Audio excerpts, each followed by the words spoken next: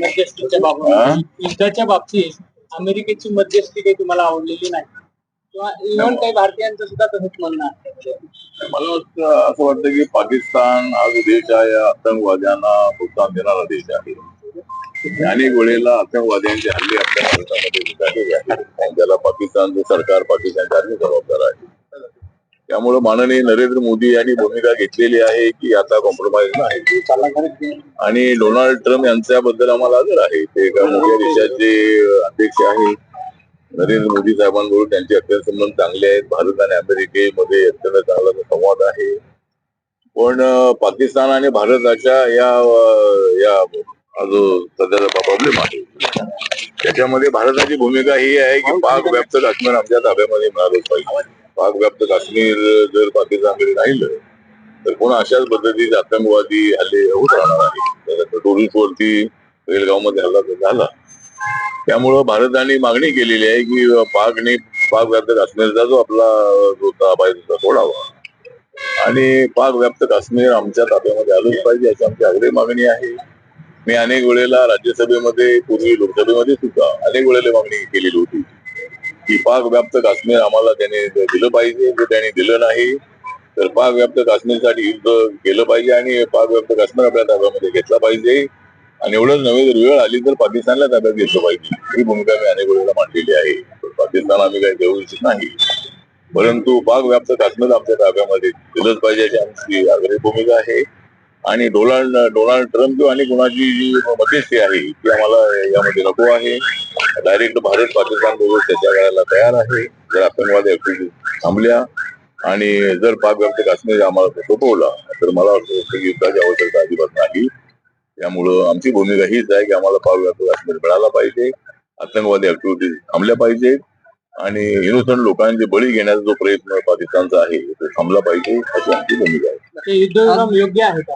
असं एवढं सगळं आपल्या 27 लोक बळी गेलाय.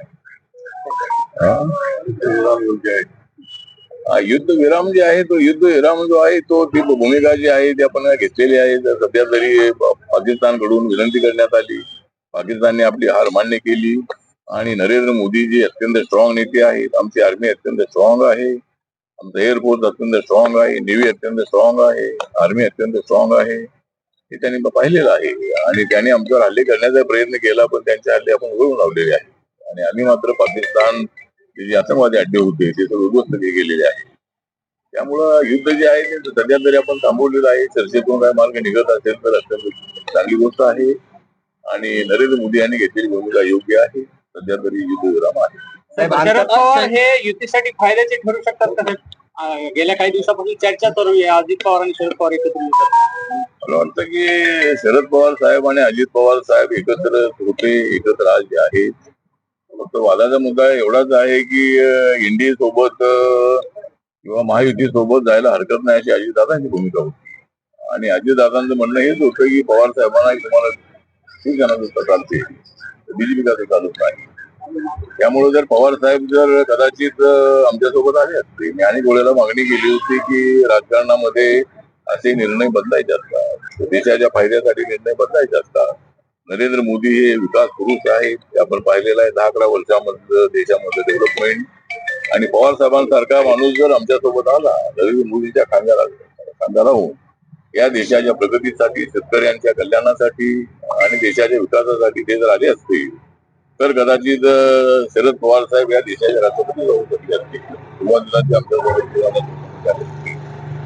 आणि आता वेळ की गेलेली नाही आहे. अजूनही जर शरद पवार साहेब आणि अजितदादा एकत्र येऊ तर त्यांचा आम्हाला महायुतीला महाराष्ट्रामध्ये पाठिंबा मिळत असेल देशामध्ये इंडियाला पाठिंबा मिळत असेल तर शरद पवार साहेबांचं स्वागतच आहे. विवाह योजना जी आहे ना ती केंद्रानं बंद केलेली नाही. केंद्राने आंतरजातीय विवाहाचा विषय माझ्या मंत्रालयाचा आहे आणि आम्ही डॉक्टर आंबेडकर फाउंडेशनच्या वतीनं आम्ही 2.5 लाख रुपये जे आहे इंटरकास्ट मॅरेज आम्ही ते देतो. महाराष्ट्र गव्हर्नमेंटच्या वतीनं 50,000 रुपये घेतात. त्यामुळं इंटरकास्ट मॅरेजला म्हणजे ज्यांना मदत जे अनुदान आहे मानधन आहे ते देण्याचं बंद केलेलं आहे अजिबात नाही आहे आणि मी त्या खात्याचा मंत्री असल्यामुळे मला त्याची माहिती मिळणार नाही. परंतु आमच्या देशाची जी जनरलची योजना आहे ती काही बंद होणार नाही आणि ती चालू राहणं हे आपल्या समाजाला एकत्र आणण्यासाठी अत्यंत आवश्यक आहे. प्रत्येक वर्षाला कमीत कमी 2.5 लाखापेक्षा जास्त इंटरव्ह्यू नागरिक होतात आणि समाज जवळ येतो आहे. तरुण एकत्र येत आहे आणि ही आपल्या देशासाठी सामाजिक न्यायासाठी अत्यंत महत्वाची बाब आहे आणि म्हणून ही स्कीम बंद होणार नाही असं मी या ठिकाणी सांगू. शेवटचा प्रश्न साहेब, राज्यामध्ये लाडकी बहीण योजना महत्वाची योजना आहे आणि त्या योजनेसाठी सामाजिक न्याय विभागाचा निधी वळवण्यात आलेला आहे. त्याला उद्दिष्ट होऊन सामाजिक न्याय मंत्री असं म्हणतात, जर गरज नसेल तर एक खातं बंद करा महाराष्ट्रामध्ये, त्याची खंत त्यांनी व्यक्त केली. मला वाटतं की संजय शिरसाट हे सामाजिक न्याय खात्याचे मंत्री आहेत आणि त्यांच्या खात्याचा जो निधी आहे तो गोरगरिबांचा निधी लाडक्या बहिणींकडे वळवून योग्य नाहीये. लाडक्या बहिणींना त्यांचा जो अधिकार आहे तो मिळाला पाहिजे. समाज कल्याणची इतर मोठी खाती आहे, त्या मोठ्या खात्यांचा निधी वळवला पाहिजे. सामाजिक न्याय खात्याचा निधी वळवून अत्यंत अयोग्य आहे. कर्नाटक राज्यामध्ये तर असा कायदा आहे की सामाजिक न्याय खात्याचा निधी अजिबात पुढे वळवता येणार नाही. तर महाराष्ट्र सरकारकडे माझी मागणी आहे की आपण कायदा करावा आणि सामाजिक न्याय खात्याचा निधी कुठे वळवता येणार नाही या संबंधामध्ये निर्णय घ्यावा अशी आपली मागणी आहे. आणि लाडक्या बहिणींना जे 2100 रुपये जाहीर केले होते, 2100 रुपये जरी आता थोडा आर्थिक आपण थोडे अडचणीत असलो तरी आर्थिक परिस्थिती झाल्यानंतर लाडक्या बहिणींना आम्ही 2100 रुपये देऊ असं आश्वासन माननीय मुख्यमंत्री फडणवीस एकनाथ शिंदे अजितदादांनी दिलेलं आहे. त्यामुळे लवकरच त्यांना 2100 रुपये मिळतील अशी मला अपेक्षा आहे आणि ती मिळावीत अशी माझी मागणी आहे. उद्धव ठाकरे आणि राज ठाकरे जर एकत्र आले तर मला असं वाटतं की प्रकाश आंबेडकर मला एकत्र यावं लागेल. त्यामुळं हे सगळे जर एकत्र अजितदादा आणि पवार साहेबांनी अजितदादा एकत्र येत असतील, त्यानंतर उद्धव ठाकरे राज ठाकरे एकत्र येत असतील तर प्रकाश आंबेडकरांच्या सोबत मला एकत्र यावं लागेल. पण ठीक आहे, मला असं वाटतं की उद्धव ठाकरे राज ठाकरे एकत्र येणार नाही आणि जरी ते एकत्र आले तरी महाविकास आघाडीमध्ये फूट पडेल आणि त्याचा फायदा आम्हाला होईल. त्यामुळे त्या दोघांना एकत्र यायचं असेल तर त्यांनी यावं अशी माझी त्यांना सूचना आहे आणि महाराष्ट्राच्या राजकारणामध्ये फारसा बदल होणार नाही.